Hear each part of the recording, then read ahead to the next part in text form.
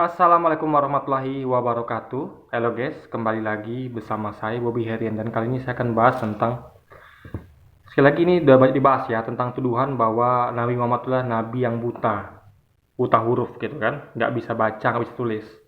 Nah, lalu ada yang kayak yang menghinanya itu ya, yang di Amerika itu saya lupa namanya tante-tante ini gitu kan. Dia mengatakan ngapain kita punya guru atau nabi seperti itu. Saya berguru pada yang cerdas dia kan, yang bisa baca bisa tulis. Ngapain? Jadi dia tuh menyamakan Nabi Muhammad itu dengan guru gitu, dengan gurunya. Nah, makanya saya sampaikan di sini inilah satu pemikiran yang salah kaprah, yang jadi sesat guys, nggak ngerti dia dengan apa yang dia omongin. Coba kita pakai logika ya, kayak gini. Kita ngomong tentang nabi, bukan guru. Nabi Muhammad itu adalah seorang nabi, ya. Anda nggak bisa samakan beliau dengan guru Anda nggak bisa. Jadi gini, kenapa guru ya, jadi guru tante ini ya, yang dari Amerika ini yang menghina Nabi Muhammad itu ya, dia punya guru anggaplah gurunya sudah cerdas semuanya, profesor, tamatan S3 bahkan mungkin kan, bisa baca, bisa tulis, ya kan, pintar ngomong apa aja bisa gitu kan. Nah, jadi dibandingkan dengan Nabi Muhammad yang katanya nggak bisa baca tulis, nggak bisa baca tulis lah gitu kan. Nah, jadi kalau misalnya guru dia menyampaikan sesuatu kepadanya dan itu cocok korek dengan literatur banyak di dunia ini ya dengan ya yang kebenaran lah gitu, misalnya kayak dia misalnya gurunya bahas tentang ilmu ekonomi, ilmu fisika, lalu sesuai dengan memang ilmu yang baku di masa sekarang, orang nggak heran lagi dapat dari mana dia. Oh, dia rajin baca, dia bisa baca bisa tulis, dia pendidikan tinggi, bisa jadi dia dapatkan dari informasi di mana-mana gitu. Jadi orang nggak heran dia cerdas, nggak heran informasi yang ada dapat dari dia tuh nggak heran ada dari sumber dari mana, karena dari pengetahuan yang dapat dia dengan baca tulis gitu loh, paham ya. Tapi kalau ada seorang nabi yang memberitakan anda banyak hal, jadi anda bisa baca Quran itu ya, kalau tante ini udah baca Quran ya, baca tuh Quran 30 juz, anda baca silakan ya, anda akan dapatkan banyak pengetahuan di dalamnya, banyak tentang sejarah ya kan, tentang masa depan, tentang yang bahkan orang banyak sekarang ini ya mencoba mencocokkan dengan teknologi dengan ilmu pengetahuan dan tidak ada yang bertentangan. Bahkan para profesor banyak heran, kenapa kok ini kok yang disampaikan di Quran ini kok sesuai dengan dengan ilmu pengetahuan, dengan sains itu, tidak ada yang bertentangan. Bahkan bahkan profesor pun nggak tahu kalau itu sebenarnya dia dapatkan ilmu itu berwujud di Quran gitu, yang dia nggak tahu jadi tahu gitu kan. Jadi contoh misalnya gini, ada profesor waktu itu, profesor saraf ya, profesor apa saya lupa itu, jadi dia tuh di suatu perkumpulan itu dia mengadakan riset, lalu diumumkan risetnya di tengah kumpulan para dokter itu kan, lalu dia mengatakan bahwa hasil riset menemukan bahwa ternyata rasa sakit itu yang dia rasakan itu bukan berasal dari otak, tapi dari bawah kulit. Jadi bawah kulit itu punya saraf perasa, bawah kulit. Di kulit itu ya, di kulit itu ada saraf perasa. Jadi rasa sakit itu selama ini kan orang kan mengira-ngira mungkin rasa sakit itu dari otak gitu. Karena ketika kita merasakan terluka atau sakit kan otak kita kayaknya di otak gitu kan. Orang dulu tahunya begitu. Tapi setelah diteliti rupanya tidak. Ternyata dari kulit. Makanya kenapa ketika mau dioperasi atau melakukan upaya apapun itu untuk menyembuhkan itu kan yang disuntik itu dibius itu adalah kulit.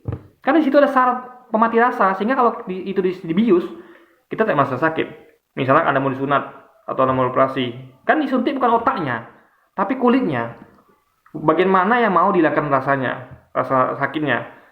Misalnya operasi kan, bahkan enggak juga sih, masa itu kulit tuh jadi kayak saraf itu kan berhubungan semua. Jadi di kulit itu ya contoh kayak disuntik bokongnya lah atau di apanya.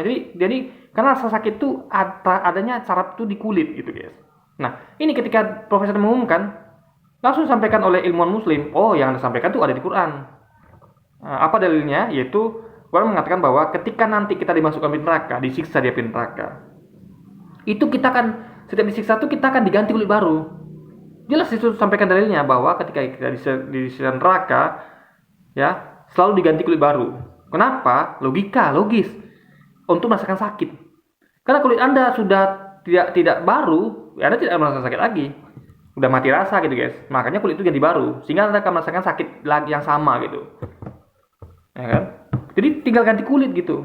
Karena kulit itu di situ tetap sakit tuh guys. Nah, itu udah sampaikan Al-Qur'an. Jadi bagaimana seorang Nabi Muhammad yang katanya buta huruf, nggak bisa baca tulis itu tahu hal seperti itu. Kalau yang ngomong itu profesor yang tadi yang sampaikan di pukulan itu wajar. Kenapa? Karena dia membaca. Dia meneliti kan. Oh, wajar orang menilai kan. Oh, wajar dia tahu. Dia membaca, dia meneliti. Tapi Muhammad bagaimana cara meneliti membacanya? Beliau aja Anda katakan buta huruf dan buta bisa baca tulis.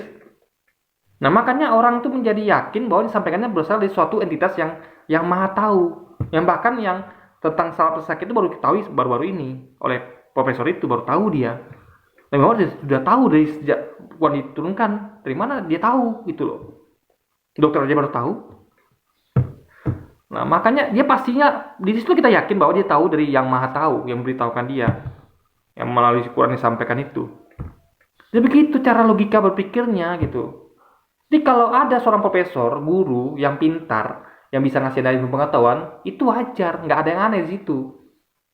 Tapi seorang yang tidak bisa baca tulis, kok bisa memberikan ada pengetahuan yang berupa Quran itu, memberitahu tentang ini itu, tentang masa depan, coba. Misalnya tentang kedatangan Imam Mahdi nanti, atau tentang dunia yang sekarang keadaan itu semuanya sudah disampaikan di hadis-hadis beliau gitu. Bagaimana umat Islam itu seperti buih di lautan, itu terjadi sekarang. Lihat bagaimana kita nggak berdaya. Paling kita survei riset terbaru itu kita mengatakan bahwa umat Islam itu lebih banyak di dunia. Tapi kita nggak berdaya menghadapi musuh Islam. Lawan Israel yang kecil kita nggak berdaya. Karena mereka kompak gitu kan. Kita tuh nggak kompak. Kita tuh seperti buih lautan. Jadi nggak kompak guys. Ya buih gitu aja buih. Kecuali kalau ombak besar ini. Israel didukung Inggris, Jerman, Amerika tuh seperti ombak yang besar. Kita buih lautan. Buih itu gampang hilang. Gampang itu disampaikan Muhammad di beberapa abad yang lalu melalui Quran, melalui hadis-hadisnya. Di mana beliau tahu? Misalnya gini, ada orang memprediksi bahwa nanti kira-kira ada gempa nanti di daerah Jawa berapa puluh tahun depan, tapi nggak tahu kapan. Minimal dia kasih tahu nih. Lalu jadi gempa, oh hebat nih orang. Enggak hebat, kenapa? Dia meneliti, riset teknologi tektonik, riset seismograf dan segala macam gitu kan. Dia menemukan bahwa ini kemungkinan besar gempa terjadi nih atau tsunami dia di sini gitu kan. Nah, cuma nggak tahu waktunya. Orang nggak heran lagi, dia memang bisa baca tulis, dia orang yang meneliti gitu kan. Tapi kalau ada orang yang dia bukan siapa-siapa, yang Anda sebut itu peramal ya atau dukun, mengatakan bahwa contoh misalnya nanti ada pesawat yang jatuh di sana. Lalu kejadian lah. Itu ada kan heran kan? Kok bisa dia tahu? Wong dia nggak pernah meneliti, nggak pernah membaca, tapi dia di situ ada curiga, ada yakin mungkin ini ada sesuatu yang ngasih tahu dia entah jin atau siapapun itu. Nah, sama kayak Nabi Muhammad. Cuman yang memberikan tahu Nabi Muhammad itu bukan jin, bukan siapa-siapa, tapi adalah Allah sendiri mewahyukan pada beliau gitu.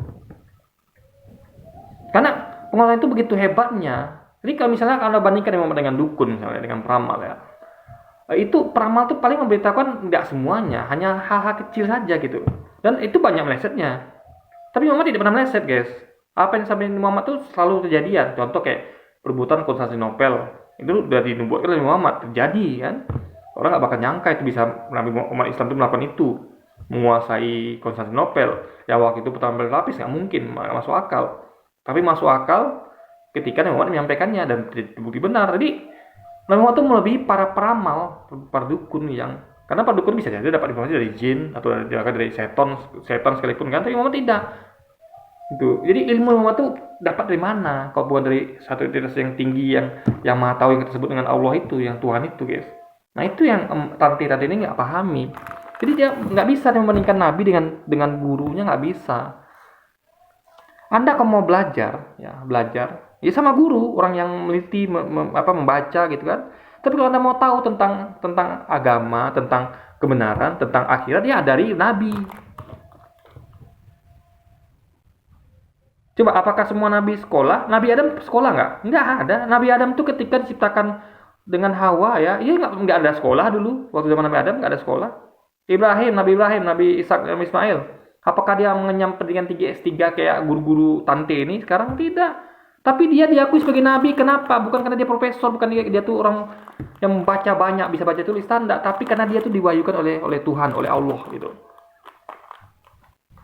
Jadi kalau membandingkan Nabi Muhammad itu bukan dengan gurunya, bukan, tapi dengan Nabi Adam, dengan Nabi Isa atau Yesus atau dengan Nabi Ibrahim, itu bandingannya. Nabi dibandingkan dengan nabi, bukan dengan gurunya. Kalau guru dia itu dibandingkan dengan guru saya, guru kita. Oh, guru dia lebih cerdas, guru kita kurang. Itu bisa dibandingkan. Guru dia misalnya tamatan S3, guru kita tamatan S1. Oh, mungkin lebih cerdas gurunya, tapi tengok dulu. Apakah itu S3-nya nembak atau gimana gitu kan? Jangan-jangan S3-nya, S1-nya bahkan ijazah SMA-nya palsu gitu kan?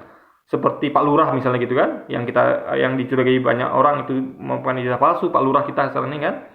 Nah, jadi banyak hal di situ bisa dibandingkan guru sama guru bisa. Tapi nabi itu dibandingkan bukan dengan guru. Itulah salah cacat berpikirnya di situ, guys. Makanya Tante ini tetap tidak menerima Islam. Dia akan menghina Nabi Muhammad karena memang kemampuan berpikirnya tidak cukup sampai ke situ gitu. Membandingkan guru dengan nabi, ya salah besar. Nabi ya dibandingkan dengan nabi. Coba Bunda Maria, ya orang suci, nah wanita suci. Meskipun dia mungkin bukan nabi ya, tapi bundanya nabi. Yang artinya mungkin kalau kita lihat strata ya itu lebih tinggi karena ibu adalah yang nomor satu kan dibandingkan ayah. Ibu itu disebut 3 kali. Jadi keutamaan ibu dalam Islam itu 3 kali lebih daripada ayah.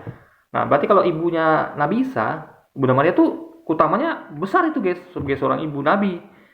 Nah, apakah beliau orang yang tamatan S3 atau apa? Enggak, beliau tuh bahkan ya enggak boleh keluar dari mihrabnya. Jadi pamannya itu tidak membolehkan dia untuk keluar karena dia adalah wanita suci, menjaga kesuciannya. Tidak pernah disentuh laki-laki, tidak pernah dia tuh bahkan ngobrol dengan laki-laki enggak pernah. Makanya ketika dia datang malaikat itu ya, malaikat Jibril, itu dia ketakutan karena dia nggak pernah jumpa laki-laki sebelumnya, guys. Dia selalu di mihrabnya gitu. Semuanya sudah disediakan pamannya. Datang malaikat Jibril membawakan buah-buahan dan segala macam kan, lalu ngomongan dia memberitakan bahwa dia akan melahirkan seorang anak yang akan menjadi nabi, yaitu Nabi Isa alias Yesus. Ya, dia ketakutan setengah mati karena dia tidak pernah jumpa sama laki-laki, guys. Apalagi ngobrol. Pamannya pun heran, ini kok ada buah-buahan makanan di tempat dia, sementara nggak pernah pamannya ngasih boleh laki-laki masuk tempat dia, karena semua makanan sudah di pamannya. Rupanya akhirnya apa tahu kalau datang mendatangi Bunda Maria atau Siti Maryam itu adalah malaikat Jibril. Jadi untuk bandingkan nabi dengan orang-orang suci itu nggak bisa dibandingkan dengan guru, guys, nggak bisa. Kalau guru wajar lah dia tahu tentang fisika, kimia, ya dia belajar untuk itu, dia baca buku, baca literasi. Tapi kalau ada orang yang Anda klaim nggak bisa baca, nggak bisa tulis, lalu dia punya banyak ilmu, itu dari mana dapatnya? Kalau bukan dari entitas yang maha tahu itu. Makanya apa yang kita yakini bahwa jadi sampaikan entitas yang maha tahu ya, yang itu Tuhan, yaitu Allah Maha Kuasa ini, kita yakini kebenarannya. Kenapa? Karena nggak mungkin Nabi Muhammad itu punya pengetahuan seperti itu karena dia itu dapat dari manusia, dari dirinya, karena dia itu bukan orang yang bisa baca tulis kan, seperti tuduhan Anda gitu kan. Itu logika. Jadi Tuhan tuh menciptakan sesuatu tuh ada tujuannya. Menciptakan nabi-nabi itu tujuannya. Kenapa Nabi Muhammad itu diciptakan dengan keadaan misalnya tidak bisa baca tulis misalnya. Itu ada tujuannya untuk menjawab fitnah orang-orang yang mengatakan bahwa Nabi Muhammad itu adalah menulis kitabnya sendiri. Akhirnya mereka termakan oleh ucapan sendiri, kan nggak mungkin kan ada seorang nabi yang nggak bisa baca tulis lalu dituduh menciptakan menulis buku sendiri, kan nggak masuk akal. Dia aja baca tulis nggak bisa. Akhirnya senjata makan Tuhan bagi orang-orang yang memfitnah Nabi Muhammad. Nah itu tujuan Tuhan menciptakan nabi yang seperti itu. Ada nabi lagi diciptakan dengan misalnya Nabi Isa bisa berbicara. Itu ada tujuannya. Dikasih keajaiban bisa berbicara ketika lahir. Kenapa? Karena untuk menjawab fitnahan bahwa ibunya berzina. Orang nggak punya bukti, tapi dia melihat, ini kok mungkin logikanya Bunda Maria atau Siti Maryam itu punya anak, sementara dia nggak punya pasangan gitu kan, nggak pernah di situ laki-laki. Yesus yang menjawab dengan keajaibannya, sehingga orang langsung percaya. Kenapa? Nggak mungkin ini suatu hal ajaib, ini adalah suatu hal yang datang dari manusia, nggak mungkin, pasti datang dari Tuhan, karena ini aneh sekali gitu. Kok bisa bayi berbicara gitu kan? Jadi guys, hal-hal itu, jadi Tante ini harus memahami banyak hal. Nggak bisa dia tuh menyamakan. Nanti jangan-jangan dia menyamakan lagi gurunya dengan Pak Lurah lagi kan? Ini kan masuk akal lagi gitu. Jadi guys, aneh sekali pembandingannya itu. Guru dibandingkan dengan nabi. Ini gimana ceritanya gitu kan? Makanya dia nggak heran dia, makanya nggak heran ya dia ketika dia menyamakan nabi dengan guru, maka nggak heran ketika dia kan beragama Protestan itu guys. Nggak heran juga dia menyamakan nabi dengan Tuhan, nggak heran kita manusia yang Tuhan disamakan dia, karena dia menyamakan nabi dengan guru gitu loh. Dia nggak bisa membedakan nabi dengan gurunya, nggak bisa dia, apalagi membedakan Tuhan dengan manusia, Tuhan dengan nabi nggak bisa dia. Makanya nggak heran dia tuh tidak menerima Islam sebagai kebenaran, karena dia tidak bisa membedakan guru dengan nabi. Makanya heran juga, sekali lagi saya ulangi lagi ya, dia nggak bisa bedakan antara Tuhan dengan manusia. Mana Tuhan, mana manusia dia nggak bisa bedakan. Mana Tuhan, mana Nabi nggak bisa bedakan dia. Semua sama di mata dia. Tuhannya Nabi juga, Tuhannya manusia juga gitu kan. Guru jadi Nabi juga, kan absurd gitu guys, kalau pikirnya. Jadi kita doakan aja semoga orang-orang sini, orang seperti ini tuh apa namanya Allah kasih daya gitu kan. Semoga dia tidak sesat lagi. Karena pemikirannya betul-betul nggak logis guys. Jadi dia tuh kemampuan pikirnya tuh sangat kurang menurut saya gitu. Jadi palingnya akunya cerdas, punya guru-guru cerdas, dapat ilmu dari guru cerdas, tapi dia nggak cerdas gitu. Jadi bisa jadi gurunya tuh salah ngasih ilmu gitu kan, atau salah pilih murid gitu kan, sehingga dapatnya murid seperti ini gitu. Kita nggak tahu juga gitu kan. Makanya itu kita perlu cek tuh gurunya tuh, betul nggak dia tuh guru yang cerdas. Kok bisa muridnya seperti ini gitu kan? Kalau berpikirnya tuh tidak masuk akal, tidak punya kemampuan pikir yang baik gitu guys. Oke, jadi mungkin sekian dulu aja video kita kali ini guys ya, dan sampai jumpa lagi di video-video selanjutnya, dan wassalamualaikum warahmatullahi wabarakatuh guys.